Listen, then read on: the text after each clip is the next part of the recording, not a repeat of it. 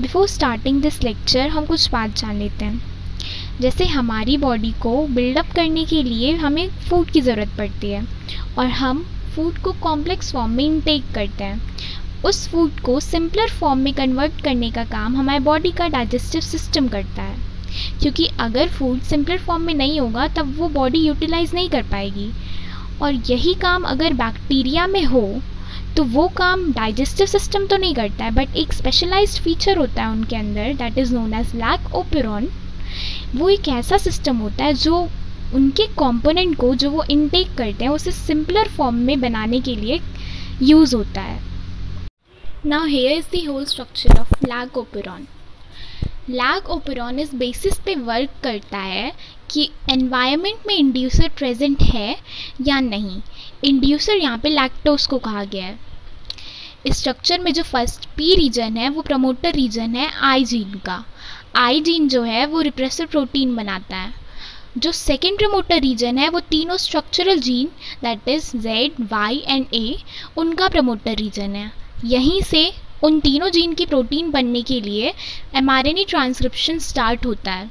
जो पी के बगल में ओ रीजन है वो ऑपरेटर रीजन है। जो जेड जीन होता है वो बीटा गैलेक्टोसाइडेज एंजाइम के लिए कोड करता है और वाई जीन परमिएज एंजाइम बनाता है। ए जीन ट्रांस एसिटाइलेज बनाता है। जो बीटा गैलेक्टोसाइडेज एंजाइम होता है वो लैक्टोज को ब्रेक डाउन करने के लिए हेल्प करता है। जो परमिएज एंजाइम है वो बैक्टीरियल सेल के एनवायरनमेंट में प्रेजेंट होने वाले सारे कंपोनेंट को एंट्री देता है। जो ए जीन है वो ट्रांस एसिटाइलेज बनाता है, बट अभी तक उसका कोई वर्क नोन नहीं है। ये जो बैक्टीरियल सेल है वो पॉलीसिस्ट्रॉनिक होता है, क्योंकि इसमें जो सेकेंड प्रमोटर रीजन है वो 3 जीन की प्रोटीन बनाने के लिए वर्क कर रहा है। यानी कि एक ही mRNA ट्रांसक्रिप्शन से यहाँ पे काफ़ी सारे प्रोटीन्स बन जा रही हैं, इसलिए इसे पॉलीसिस्ट्रॉनिक कहा जाता है। ये पूरा बेस्ड होता है 2 केस पे।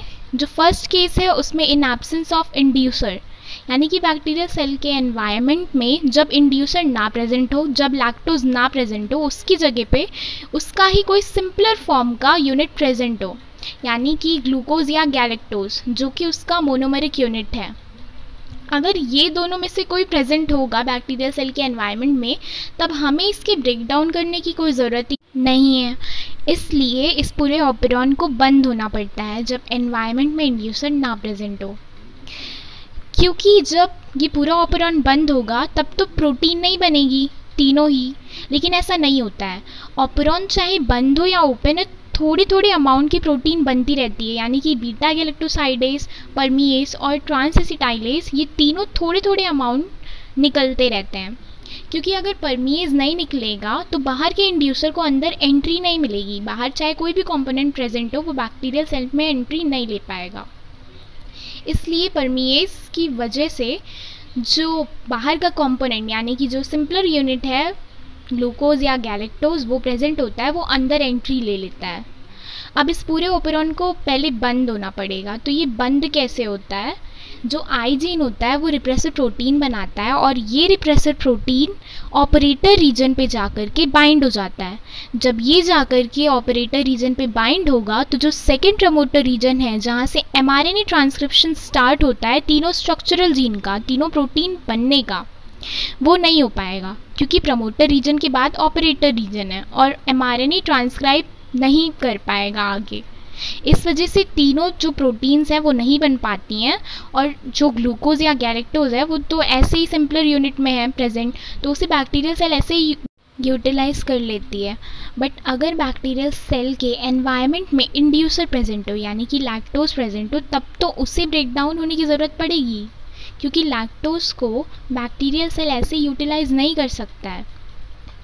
इस वजह से ये जो रिप्रेसर प्रोटीन है जो जाकर के बाइंड हुआ है, इसे वहाँ से हटना पड़ता है।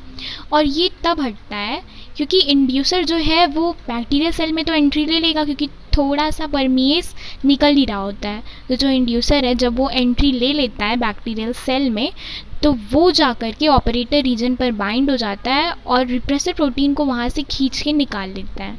अब क्योंकि पूरा रास्ता जो है वो खाली हो जाता है, तो जो सेकेंड प्रमोटर रीजन है वो mRNA का ट्रांसक्रिप्शन स्टार्ट कर देता है और तीनों स्ट्रक्चरल जीन तीनों प्रोटीन का फॉर्मेशन कर लेती है। अब तीनों प्रोटीन जब बन जाएगी तो लैक्टोज का ब्रेकडाउन भी हो जाता है ग्लूकोज और गैलेक्टोज में, और बैक्टीरिया सेल उसे ईजिली यूटिलाइज कर लेती है।